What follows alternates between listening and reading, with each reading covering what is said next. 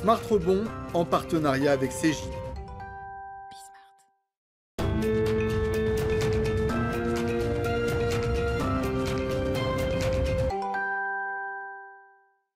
Salut à tous, bienvenue pour un nouveau numéro de Rebond, notre émission en partenariat avec Cegid, qui est alors pour le coup particulièrement au centre de l'émission, donc la dernière de la saison, mais on se retrouvera la saison prochaine. Pourquoi ? Parce qu'on va parler fusion-acquisition. Et pourquoi c'est intéressant de parler fusion-acquisition avec Cegid ? Justement parce que c'est le mode de croissance, on va dire, de l'entreprise depuis quelques années. Mode de croissance, Cegid a publié un plan stratégique il y a à peine quelques jours. Donc mode de croissance qui va perdurer dans les années qui viennent. Donc comment ça marche ? Qu'est-ce qu'on achète vraiment quand on fait de la fusion-acquisition ? Première partie. Et puis deuxième partie, c'est quoi les conditions du succès ? Parce qu'une fois qu'on a fait le chèque, il faut être en capacité d'intégrer vite l'ensemble de ces entreprises. On va voir ça pendant une demi-heure, c'est parti.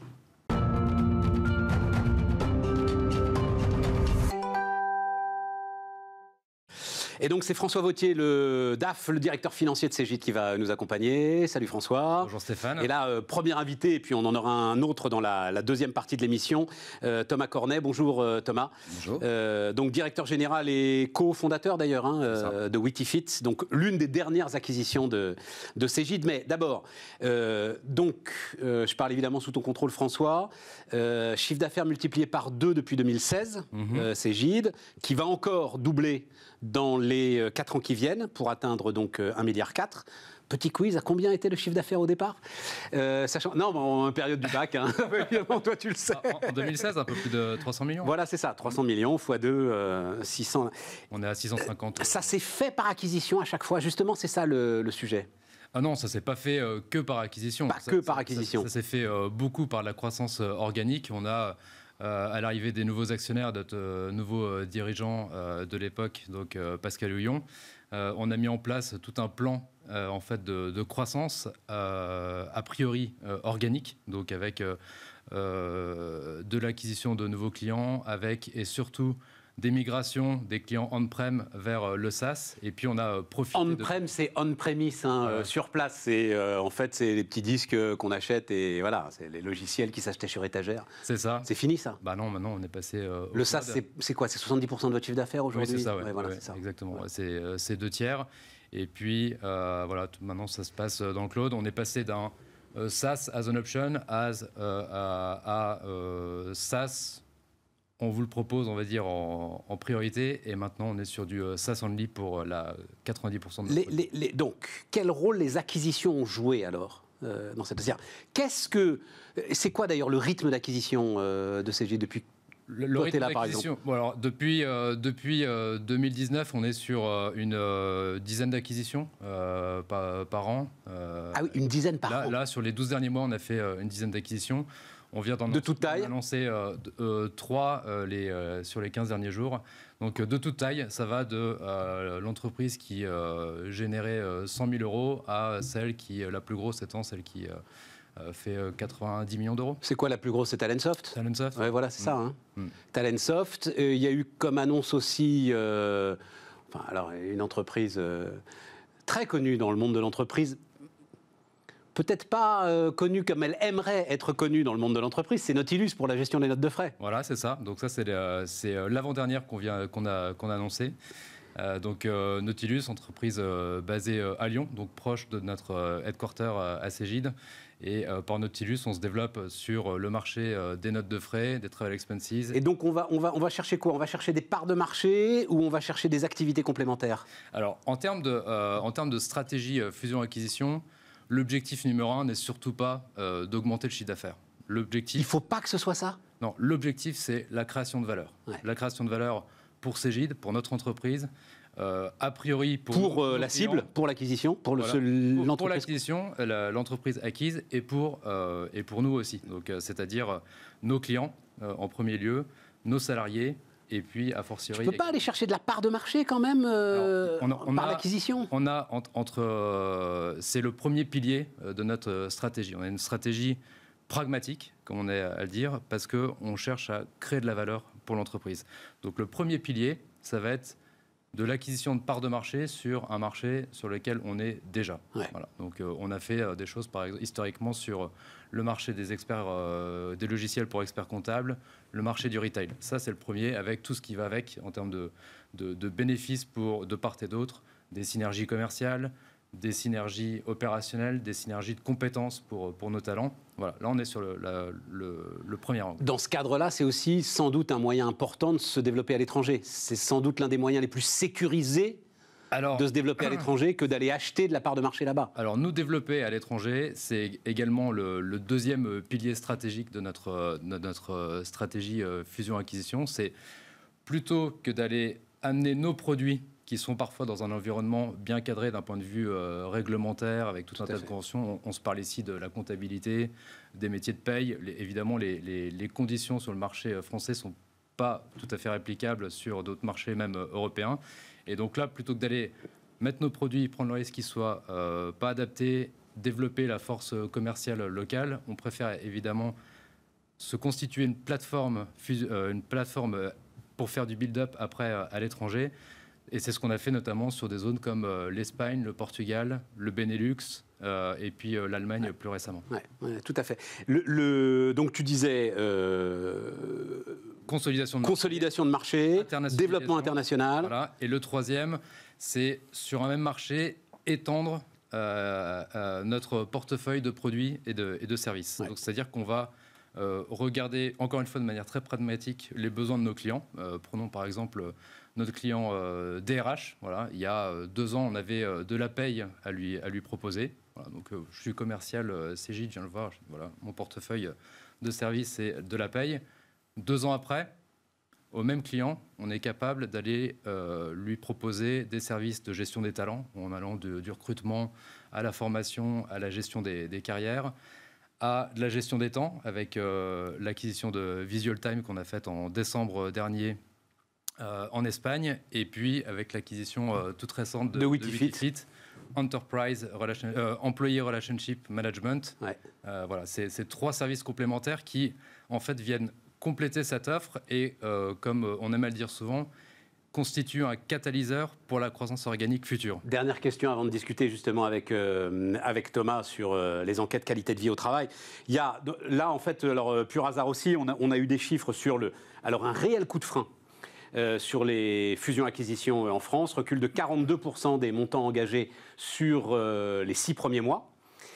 Le climat général quand même pour négocier, climat général financier, climat général de taux d'intérêt, climat général même de marché des affaires pour la valorisation des boîtes est quelque chose d'important. On ne peut pas faire ça, par exemple là en ce moment, c'est beaucoup plus compliqué à manager, non ? En fait, on évolue sur un marché du software qui est toujours très dynamique en termes de fusion-acquisition, sur lesquels les valeurs sont encore soutenues. On est à 80% du temps sur des process compétitifs. Donc là, il y a un match entre l'offre et la demande. On est souvent sur des premiers tours avec 6, voire même une dizaine de compétiteurs pour nous sur la cible qu'on cherche à acquérir. Et pour l'instant, nous, on n'a pas vu de diminution des valeurs. Et puis, vous le faites sur fonds propres, hein, c'est ça qui est important. Donc, tout ce que je viens de dire sur les taux d'intérêt, la circulation de l'argent, la capacité à lever ou à pas lever, finalement, c'est quelque chose que vous laissez de côté, quoi. Voilà, exactement. On autofinance, en fait, nos acquisitions. Alors, Thomas, du côté de la cible, justement, donc Witifit, quelques mots. Bah oui, t'es une cible. Quelques mots. Donc, c'est enquête RH, qualité de vie au travail, c'est ça que propose Witifit ? Si on le met de manière un petit peu plus large, on va dire qu'on va piloter l'expérience collaborateur. C'est aujourd'hui ce que vivent les collaborateurs au quotidien sur différentes natures d'indicateurs qu'on peut soit avoir sur étagère, donc on va avoir la notion de satisfaction au travail, engagement, risques psychosociaux, ou alors clairement des projets de transformation de type smart working, fusion-acquisition notamment, travaux sur la nouvelle organisation de travail, etc. Et là, on va pouvoir mettre des indicateurs spécialisés et accompagner comme ça les entreprises dans leur transformation. Et c'est des indicateurs que tu vas attraper comment ? En posant des questions aux gens, tout simplement ? Non, on a fait différemment justement. Vas-y. C'est pour ça qu'on a été la cible. C'est qu'on a cherché à travailler d'abord sur la captation des ressentis. quel est effectivement, qu'est-ce qui nous anime le matin. C'est pas un fichier Excel avec des questions plus et moins, on se dit tiens, j'ai plus de rouge que de vert, donc je vais aller bien ou pas bien. C'est quelque chose qu'on a en soi. Et cette notion de ressenti, on va ensuite l'objectiver en posant des questions en mode entonnoir pour capter une conséquence et remonter aux causes. Et en fait, ça va donner pour le coup, en termes de redispatch vers le management de façon anonyme et confidentielle, les véritables leviers de l'équipe qui lui fait dire, qui font dire au manager qu'est-ce qui marche moins bien. Ouais. Et à partir de là, il va pouvoir mettre en mode progression continue des actions qu'il va pouvoir lui-même mesurer avec l'équipe et voir justement ce qu'il faut pouvoir modifier et qu'est-ce qui va être appréciable par l'équipe. Sujet qui devient central au moment de la bataille pour la rétention des talents. Mais alors, est-ce qu'il y avait 5 ou 6 acheteurs potentiels au moment où Cegid s'est présenté Alors, et ce qui m'intéresse, c'est qu'est-ce qui fait la différence? Qu'est-ce qui fait que toi, tu choisis? Tu peux nous le dire maintenant. Ouais, je peux le dire maintenant. En fait, au début, l'entreprise n'était pas à vendre. Donc, on a eu un process, en fait, où on voulait accélérer sur notre marché, parce que c'était un marché qui était en croissance, et sur lequel on s'est dit, tiens, on va faire une levée de fonds. Et en fait, de cette levée de fonds, avant de lancer le process, avec mon associé, on s'est posé la question de se dire, si le marché se structure, parce que notre marché est en train de se structurer, faire une levée de série A entre 5 et 10 millions, à quoi ça peut servir réellement par rapport à un marché qui va se structurer et donc des acquisitions qui se font en parallèle. Si à un moment donné, même si on fait une belle levée, on se retrouve seul et isolé, quelque part, c'est à un moment donné la mort du petit cheval. Donc on s'est posé cette question-là et on a lancé avec le cabinet qui nous a accompagnés, la banque d'affaires, un dual track. Donc on a fait les deux. Et on a bien vu qu'effectivement on avait du répondant quand même dans les deux. Et quand on a regardé justement les valorisations, les propositions de valeur qui étaient apportées, etc., bien évidemment, côté corporate, parce que c'était le bon moment, parce qu'il y avait de l'appétence et parce qu'il y avait des ambitions, le programme était beaucoup plus intéressant. Ouais. Et donc à un moment donné, on se dit, bon ben, il faut faire quoi? On reste propriétaire avec un risque derrière de réalisation malgré une bonne levée, ou alors on va s'appuyer dans une croissance avec des réseaux établis, des pays qui sont déjà installés, des synergies avec les applications déjà en place et justement apporter sur un portefeuille déjà installé plus le reste une accélération massive. Et donc le projet, on l'a fait. C'est un peu dur de se dire je cède, parce que au début, c'est pas surcompté. Ça dépend.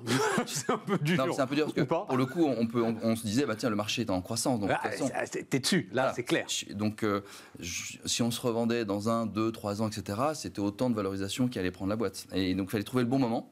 Et donc, finalement, on s'est dit, malgré tout, c'est le bon moment pour partir avec un corporate. Et tu restes, c'est-à-dire que quand tu achètes, ces questions que je pose presque à François, il y a un sujet, alors on sait qu'il y a des dispositifs, on ne va pas rentrer là-dedans, hein, des dispositifs pour s'assurer que le fondateur reste. Après, il faut qu'il ait envie de rester, parce que tous les dispositifs de la Terre, voilà, si le gars n'a pas envie d'être là, il restera sans être là, quoi, pour le résumer. C'est tout l'enjeu. C'est tout l'enjeu, voilà. En tout cas, c'est tout l'enjeu pour l'acquéreur, parce que bien évidemment, acheter une techno sans en avoir la maîtrise derrière... Il faut que tu aies toujours faim, quoi, toi, derrière. Et puis, il faut qu'il y ait une passation. D'une manière ou d'une autre, il faut qu'il y ait un transfert, une diffusion auprès des équipes internes. Qui peuvent potentiellement prendre et des relais et des compléments s'il faut. Donc, François ? Oui, puis je dirais que finalement, c'est vrai qu'au-delà de la dimension, on va dire, financière et du prix d'acquisition, il y a tout le projet, il y a le fit entre les personnes qui font qu'à un moment donné, ça match, et puis à un moment donné, on a envie de faire un bout de chemin ensemble. D'autant que là, c'est quand même pour nous une diversification. Et on n'a pas on va dire les compétences sur ce marché, sur ce genre de produit, aussi bien voilà, d'un point de vue produit que de discours commercial pour aller vendre la solution. Et encore un mot là-dessus, parce qu'on parle très régulièrement des obstacles que rencontrent les ETI dans cette émission. Là, j'ai l'impression quand même que c'est un atout. C'est-à-dire, tu vois, enfin, tu fais le même deal avec, je veux dire, n'importe quoi, Capgemini, ou enfin, une espèce de géant. Sans doute, c'est pas la même histoire. Non, c'est pas la même histoire, parce que pour le coup, ce qui est intéressant de voir, c'est que le marché se structurait en France, mais déjà se structurait à l'international. Donc il y avait un élément qui était hyper important, c'est d'être avec un allié de choix un partenaire de choc qui puisse tenir la dragée haute à d'autres compétiteurs au niveau international. Puisque mais qui reste néanmoins à taille humaine. Enfin, c'est un peu idiot comme expression, mais voilà. Nous, on passe effectivement, on était 20, on passe de 20 à presque 4000. Donc, donc effectivement... oui, mais c'est pas 100 000 mecs. Mais c'est pas 100 000. Ouais, c'est pas 100 000. D'un autre côté, les gros éditeurs, ils sont pas tous non plus à 100 000. Hein. Il y a des éditeurs qui sont quand même qui sont plus rationnels en termes d'effectifs. Mais là, les synergies, les développements, et puis il y avait aussi la complémentarité et le lien à avoir avec ex-Talentsoft. C'est-à-dire qu'à un moment donné, on avait aussi là-dedans des partenariats de choix et des combinatoires à trouver. Donc c'est pour ça que l'histoire nous a plu, c'est pour ça qu'on a dit ok, c'est le bon moment, le bon partenaire et le bon timing, parce que derrière, le marché est là, le marché demande, et donc on y va. Voilà. Eh ben on va voir justement, on va voir dans la deuxième partie de cette émission les conditions de la réussite.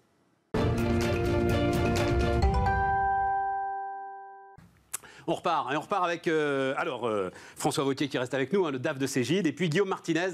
Salut Guillaume. Bonjour. Managing Director, c'est ça Guillaume, Alvarez et Marsal. Et toi en fait, alors tu fais de la fusion-acquisition évidemment, mais ce qui nous intéressait, c'était ton expérience sur les conditions de la réussite. Quand on fait donc 10 acquisitions par an, c'est ça, faut pas se gourer. T'as pas le temps de te gourer, quoi, quand même. Non, exactement. Voilà. Alors, est-ce qu'il y a, j'imagine, il y a des typologies d'entreprises, des typologies de situations qui font les conditions de la réussite d'une fusion-acquisition? Absolument. Une acquisition, et j'imagine que c'est l'expérience de Cégide, c'est que c'est un ensemble qui commence très très tôt, bien en amont de l'acquisition. Et l'objectif, c'est de définir à ce moment-là les objectifs. Qu'est-ce qu'on cherche à faire? C'est-à-dire que faire une acquisition pour faire une acquisition, évidemment, c'est à la portée... du premier portefeuille venu. Et l'objectif, c'est de dérouler en réalité un plan de création de valeur qui, à un moment ou à un autre, va passer par une acquisition. Et à ce moment-là, le pré-acquisition et la vérification des hypothèses prises et des objectifs, et le post-acquisition, et notamment le moment clé qui est l'intégration, c'est le moment où on va mettre en place les mesures, les méthodes évidemment et les process pour réaliser ces objectifs-là. Attends, je m'arrête juste sur un truc, parce que ça tombe bien d'ailleurs. François avait dit la même chose. Tu dis création de valeur, c'est-à-dire faire une fusion-acquisition, grossir pour grossir, ça n'a pas de sens. Non, ça n'a pas... Acheter du chiffre d'affaires basique, juste parce que tu veux une taille plus importante pour pouvoir, j'en sais rien, peser plus fort, plus lourd dans ton marché, ça ne fonctionne pas, ça peut, tout à fait. Si l'objectif, et ça peut être le cas dans un moment de croissance de l'entreprise, est effectivement d'atteindre une certaine taille, pour être visible, pour être scalable, comme on peut le dire, pardon du terme anglais, ça peut être un objectif en soi qui sera porteur de création de valeur. À un moment ou à un autre, néanmoins, et on dit souvent le M&A c'est stratégique, ça l'est évidemment, largement, mais il faut que dans des chiffres, on puisse voir cette création de valeur. Il faut que 1 + 1 fasse 3. Voilà. 2,5. Allez. Ou 2,5. Ou 2,5. Autre point, François, avant de continuer à Guillaume, il dit ça démarre bien avant l'acquisition. Exactement. En fonction du... Alors nous, à Cégide, on a même structuré une équipe de 3 personnes qui sont full-time en fait, sur ces sujets d'intégration. Et ça démarre en fait... une fois qu'on a bien avancé sur le process d'acquisition, donc on est retenu, on est en train de finaliser le signing de l'acquisition. Par rapport au rationnel de cette acquisition, est-ce que c'est de pur et dur de la croissance, de la consolidation de marché? Est-ce que c'est un service additionnel, un produit spécifique qu'on achète, de l'internationalisation? En fonction de nos leviers de création de valeur, on va développer justement un plan d'intégration qui vise différents workstreams, en fait, que ce soit la partie commerciale, la partie produit, les fonctions support, quels sont les outils IT, RH utilisés par l'entreprise, comment on va migrer tout ça dans les systèmes Cégide. Donc en fait, l'objectif, c'est de dérouler de dessiner notre feuille de route pour qu'au moment du closing, on ne soit pas dans une réunion de kick-off à se dire bah, tiens, qu'est-ce qu'on va faire. Non, au moment du closing, les étapes sont déjà... Le premier jour, chacun sait ce qu'il a à faire et chacun sait de quoi il est responsable. Et ensuite, on va dérouler justement l'exécution de l'intégration. Guillaume? Oui, exactement. C'est même quelquefois même en amont. Parce que toi, ce que tu disais, oui, voilà, c'est dans la définition de la cible que tu dois déjà t'intéresser à l'intégration. Le M&A n'est pas étranger au reste de la stratégie de l'entreprise. Ça vient en support, en accélération, donc au service en réalité de la stratégie d'entreprise. Donc si on veut croître, si on veut aller dans tel marché, si on veut aller vers telle technologie, il y a plusieurs options. L'une d'entre elles, le M&A. Et donc en réalité, c'est à ce moment-là qu'on vient décider que le M&A est un outil. Ça fait partie de la boîte à outils aujourd'hui des entreprises. Ouais. Le M&A était exceptionnel il y a 20 ans quand j'ai commencé ma carrière. Aujourd'hui, c'est business as usual dans la plupart des groupes, que ce soit des corporates ou des entreprises détenues par des fonds. Oui, mais alors attends, cette phase d'intégration. Moi, j'en ai vécu une fusion-acquisition. Oui. Une catastrophe. Oui. Je suis parti en courant. Oui. Pourquoi ? Tout le monde connaît cette statistique. Un deal sur deux est un échec. C'est en général à cause de l'intégration. C'est en général à cause de l'intégration. C'est un moment de fragilité extrême, alors de l'entreprise, de l'objet acquis, mais aussi de l'entreprise qui reçoit. Ça peut être extrêmement destructeur de valeur, disrupteur au possible pour les deux. D'où le plan, d'où la planification. Il y a une règle d'or. Il faut communiquer encore plus. Over-communicate. Ouais. Toujours. Et en particulier dans cette intégration-là. Partager les objectifs. Est-ce que les objectifs sont clairs ? Est-ce qu'ils ont été communiqués en interne ? En interne, sans dire du mode vers le marché, etc. Est-ce qu'ils sont clairs en interne ? Est-ce que le plan, la durée, est-ce qu'on a été très clair ? Et ça, tant de la part de l'entreprise qui va se vendre que de la part de l'entreprise qui achète. Absolument. Le plan de communication, on a vu des intégrations, pour le coup, réussies, où le jour J, c'est-à-dire le jour du closing, le day one dans le jargon, on a des équipes de l'entreprise acquise, qui acquièrent de l'entreprise acquise, qui sont de partout dans les sites et qui, ce jour-là, font des opérations spéciales de communication, de town hall meeting, c'est-à-dire on répond à toutes les questions, c'est le moment de les poser, etc. C'est extrêmement important. Mais ils n'ont pas pu se parler avant. Avant, ils n'avaient pas le droit. Si, on peut se parler avant. Alors, il y a des règles évidemment très très importantes avant le closing pour ne partager évidemment aucune information confidentielle. En revanche, rien n'empêche de préparer des moments de communication, des moments justement de première étape dans l'intégration. Et même, il faut le faire, non Il faut le faire. Indispensable. Indispensable. Over-communicate. On n'est jamais assez clair sur les objectifs que l'on poursuit dans le M&A. Il y a des périodes... Non, parce que, comme j'ai vécu cette expérience, ça m'intéresse.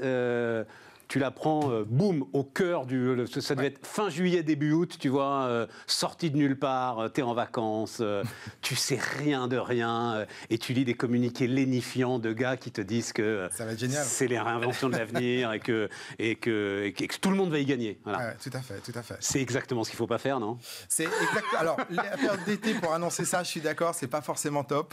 Parfois, t'as pas le choix, mais ça fait partie des process, et quelquefois, on est simplement content d'avoir gagné un process compétitif. Il faut dire aussi la réalité. Voilà, c'est ça. On gagne quand on a la possibilité de gagner, et puis ensuite, on fait au mieux. Mais la gestion des talents est un élément clé de l'intégration.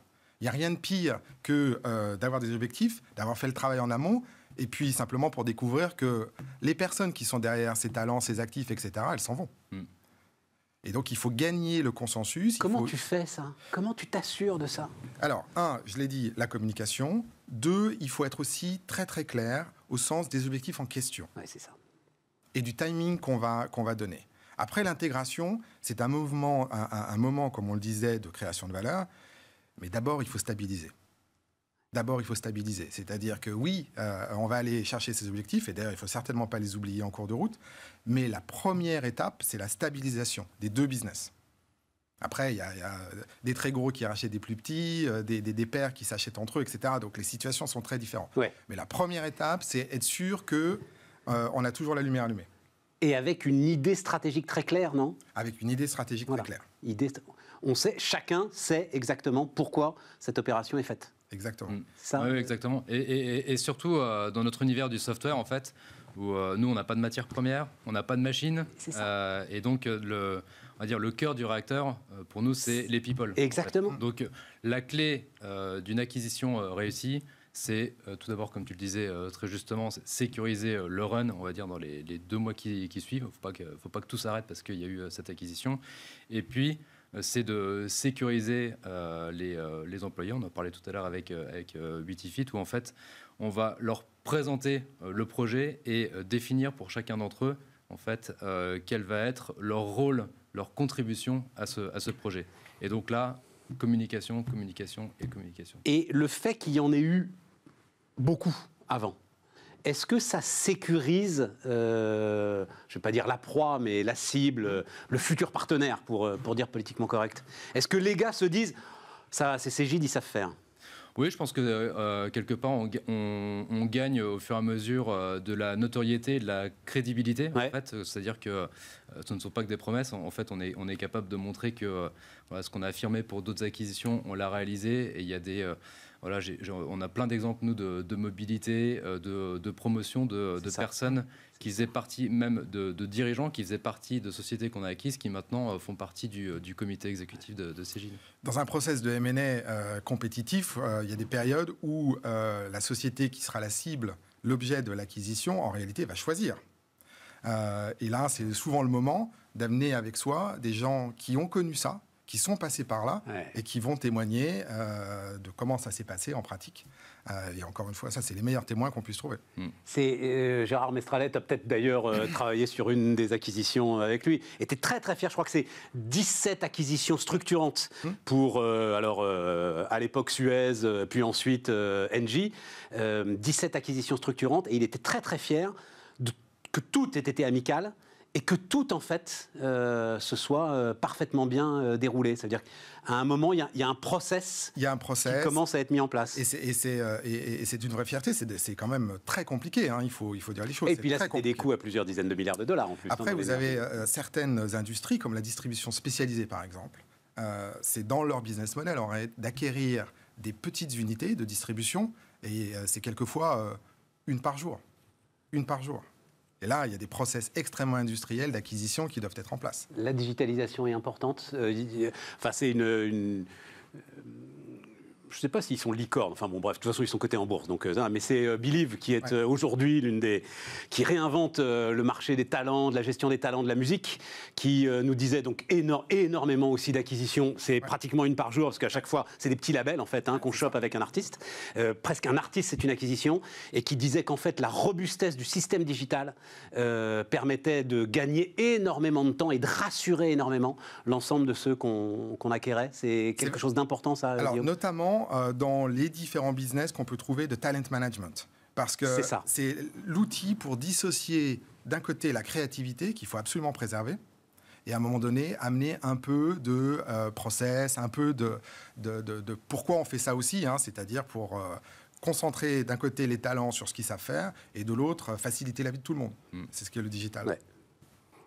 L'un des patrons financiers de Believe nous donnait l'exemple, alors je ne sais plus, mais je crois que c'était une star japonaise qui quand même, balançait le pognon par les fenêtres et il disait, arrive ce moment où il faut lui dire quand même que il va falloir essayer d'en dépenser un petit peu moins. Voilà, c'est le moment qu'il faut gérer.